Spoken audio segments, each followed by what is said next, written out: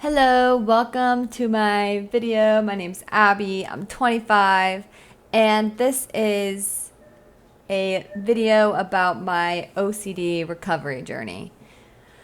As a warning or a disclaimer, I guess, I'm not a therapist. I'm not a professional. I'm only speaking about my understanding and my personal story. So take everything I say with a grain of salt. And yeah, I wanted to share this. It's OCD Awareness Week. Which is clutch. I just barely finished editing a bunch of videos from the past year of my life as I've been going through this recovery. And so, yeah, I want to talk about the main things I've learned, my story, and where I'm at now.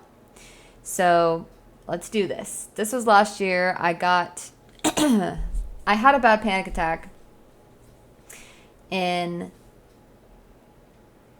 you know what? I'm just now realizing that I always say it began when I had my panic attack, but I'm also realized through therapy and, processing is I've really had a lot of these tendencies my whole life. And I think my panic attack, and I basically had a bad trip from a Delta 8 gummy, and it just brought up a lot of things which I guess I never really noticed were damaging until they're brought up very severely. So I've always struggled with experiencing a lot of anxiety as a kid. I just remember I would do a lot of thought suppressing things. I would white knuckle my way through things if I felt a surge of energy that was, probably cortisol or, stress hormones. As a little kid, I remember pinching myself, just white knuckling. And it's really sad to think about that. But as I'm, older and now I'm looking back at patterns through my OCD recovery, I've just found that I've been doing a lot of these things my whole life, and they are very damaging beliefs. But I think where it all kind of stemmed from and this different way of thinking and having all these things come to my awareness was when I had that panic attack back in December. I experienced a lot of anxiety after. I probably had 2 to 3 panic attacks a day, full blown. I would have depersonalization, derealization. I was very paranoid. Things were scary. Everything was scary to me. Everything was a threat. I didn't recognize, I recognized things, but I didn't feel any connection to anything anymore. And that was really, really scary. So for a couple of weeks, I just had really horrible anxiety. It was very debilitating. I would still force myself to get out of bed, at least go on a walk. I would try to eat. Everything was so hard. And then I got, and I still go through spouts of depression due to just the frustrating, thing of high anxiety and OCD. But at this time, it was just high anxiety. And I did a lot of yoga, like you see here, and meditating. I thought that would, literally cure me, which, to be honest, it just made me feel worse. So I was going to doctors to try to find, maybe I need medication. I don't know. I feel like I thought I was having a stroke all the time. I felt like at the blink of an eye, all my bodily functions would just go out of control, is what it felt like. So everything felt out of control. I was just waiting to snap, and then I was going to turn crazy. So, yeah, I was going to doctors. I think after a month of this, I went on BetterHelp, but I couldn't really find a therapist that understood me, so I didn't go to that therapy anymore. And then I remember I had a really scary, intrusive thought one day. I was sitting at the desk you see now, and I was looking out the window. Someone walked past. I remember this because this was like a turning point in my life that kind of started my really severe OCD. So I had just a random thought. And also, I was listening to true crime podcasts probably once a week, and I think that was not helpful. And so I had an intrusive thought about harming someone, and that just sent so much stress and anxiety through my body. I felt sick to my stomach. I felt like I was evil. I felt like there was something evil happening to me, or that I was. I didn't know what to do, so I would reassure myself, I'm a good person, I'm a good person. But just from that one thought, I reacted in a terrible way. I was so scared. It was like my brain like sent me a random thought, and I was like, "What the?" And it was like, "Wait, what? What was that?" And I was like, "I don't know. What was it?" And it was like we were just scaring each other back and forth. And that's really what anxiety is, and OCD it feels like. But um, I've never experienced. I've had intrusive thoughts my whole life, just random, weird thoughts, and I just usually can just be like, that was weird, and then move on. When you have OCD, you can't do that. It's not as easy. And there's a whole different experience that we have when you have OCD than people who don't have it. You have it or you don't. So, yeah, that happened. I started to ruminate a lot, which is a compulsion. So, for those of you that don't have OCD, obsessive compulsive disorder is the name.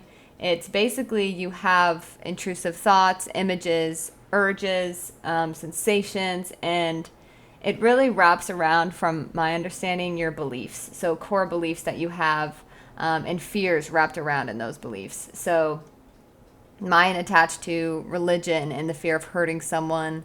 Existential, I love spirituality, so I feel like that's where my OCD attacked the most, because I didn't want to have any bad thoughts around that. So you do a compulsion because your brain, because you're reacting in fear, and your brain tries to get you to do a compulsion, which is, you do it first to try to protect yourself from the thought or the feeling or something. And then your brain takes it as, oh my gosh, this is important, we need to keep figuring out, and it keeps sending you things related to that theme. So sometimes they're distorted thoughts. For me, it was a lot of distortion of thinking, like it was just random weird images and ideas, thoughts, feelings, and they were really disturbing.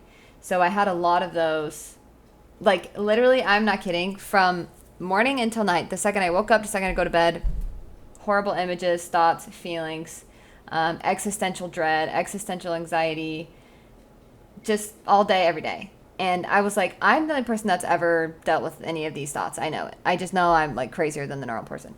Which, ties back to my self-limiting beliefs, where as a kid I felt different and anxious, and I feel like no one understood. And I was just told I was, sensitive and, a baby. And so I feel like that internally I need to heal that wound. So when this was happening, I was like, I knew it. I knew I'm different, and I think that definitely is where my OCD really stems from. Even as I'm talking about it, it still makes me so uncomfortable, because I just know that I have a lot of growing and changing to do still, and it can feel overwhelming. But, I'm in this moment right now, and that's, all I can focus on. So at that time, it was probably 2 months in to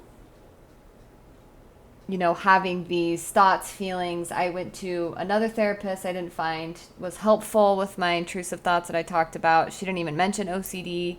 I honestly still believe at that time OCD was, I didn't, it just was like, there's no way I have it. I don't even know what that was. I thought it was just, germaphobe. I didn't understand it. So when other people don't understand OCD now, and they're like, oh, I'm so OCD, I don't take offense to it, because I'm like, they don't actually know what it is. And sure, it would be nice if everyone could be a little bit more understanding of things that people go through, but it's just unrealistic to think everyone's going to understand everything everyone goes through in life. But I promise you, if you're experiencing OCD, I do understand you. I understand that one element about OCD that no one else will get. And I see you, and I understand. I promise you are not alone. Even though your thoughts and your OCD will tell you you're the only person that's ever felt this way, had these thoughts, you're not. Anyways, so it's been probably 2 months of this, morning until night, just suffering, honestly, in my own brain, in my own head, in my own body. I then found a YouTube video about pure OCD. And I watched it, and I was like, that is me. Everything that they're talking about, that is me. Like, that is what I experience. And it felt so relieving to just know that that's probably what I had. And I went to, well, I just kept watching a bunch of YouTube videos, which, became compulsive because I'd watch them to try to make myself feel better, make those feelings, thoughts go away. But anyways, it was really helpful because eventually I did find the OCD app. So I found the app. They offer therapy and they do exposure response prevention. So with OCD, you have obsessions, compulsions, and with ERP, you basically expose yourself to your obsessions or the things that trigger you and trigger your compulsions, and you don't do your compulsions.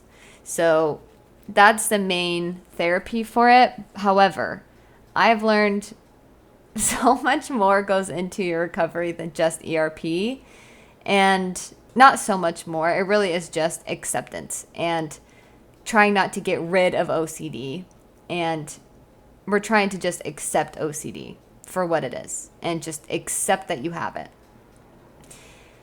After a couple, I would do 2 hours of therapy a week or twice a week of therapy for a while until my therapist was like, okay, I think we can do a little bit less. Every time she'd wanted to do less, I'm like, okay, I'd feel like an imposter. I'm like, okay, maybe I was like lying. I'm not doing that good. Like, you know what I mean? So I had a lot of imposter syndrome when it came to recovery.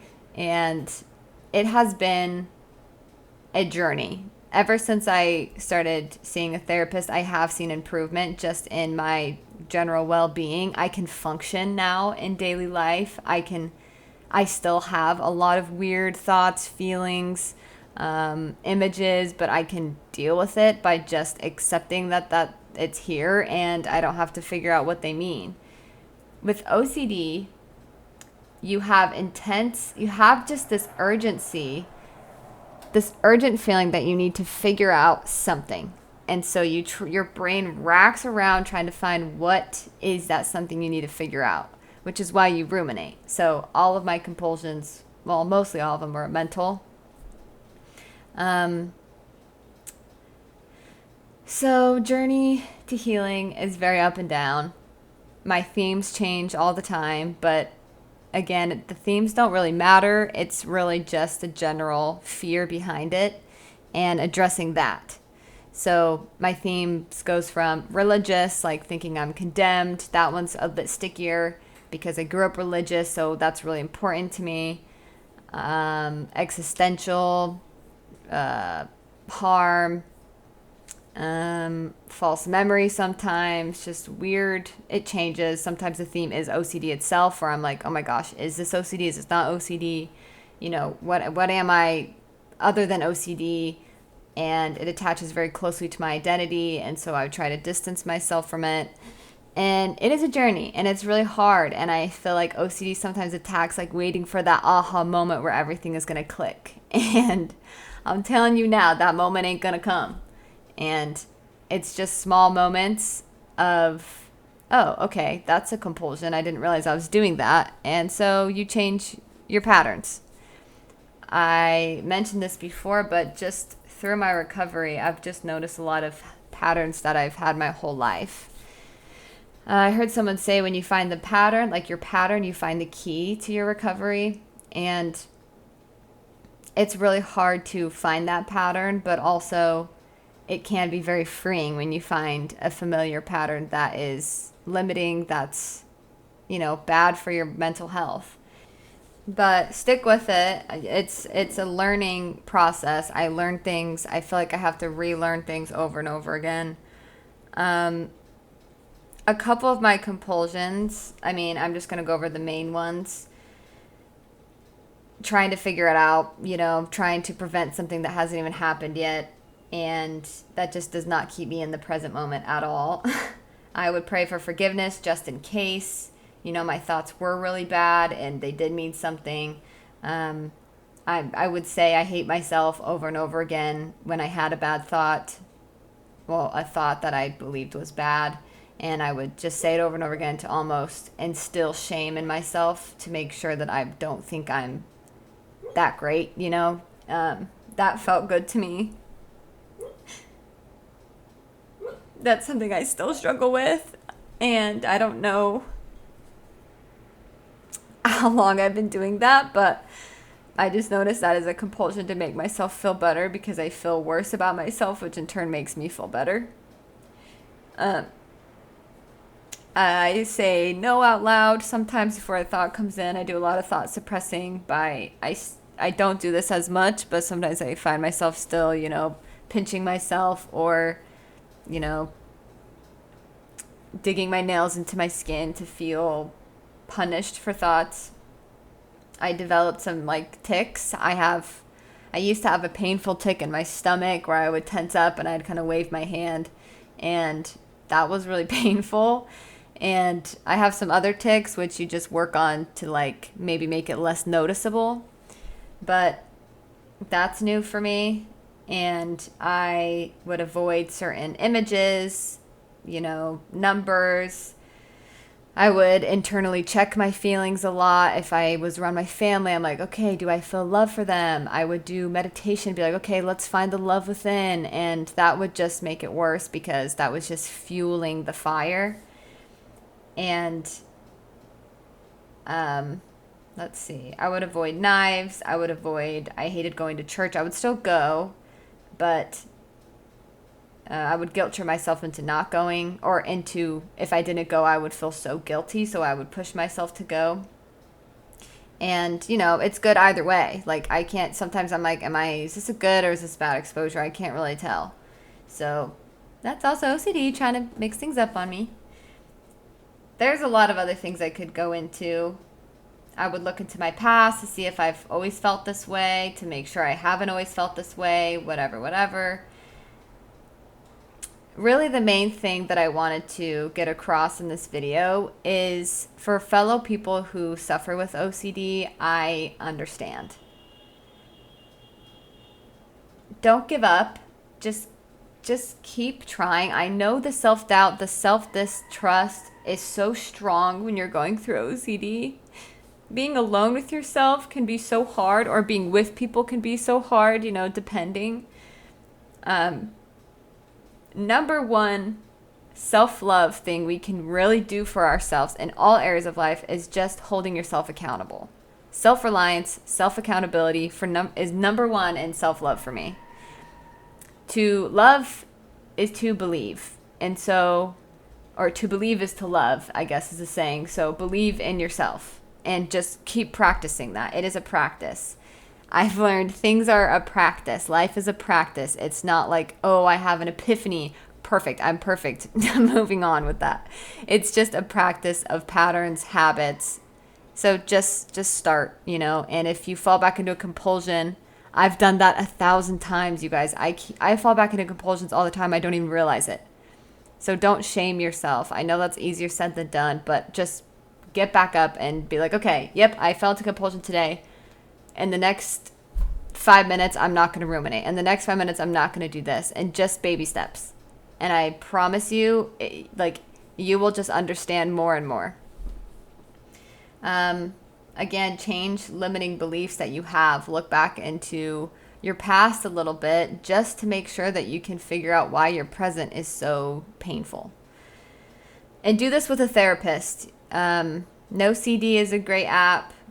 Therapy has really been helpful for me. There's a lot of information on YouTube as well, but just having a guide is sometimes helpful. There's so many other things I could say, but practicing unconditional self-acceptance, life acceptance, other acceptance. They talk about that on a channel, OCD Recovery, which I love. And also just accepting that you have OCD rather than trying to push it away and push away the feelings and thoughts and, uncertainty. The main thing with OCD is that someone says you're 99% not going to get in a plane crash. But then you're like, okay, so 1%. So that is what OCD focuses on, and it makes it feel like that 1% is like 99%. It flips the script.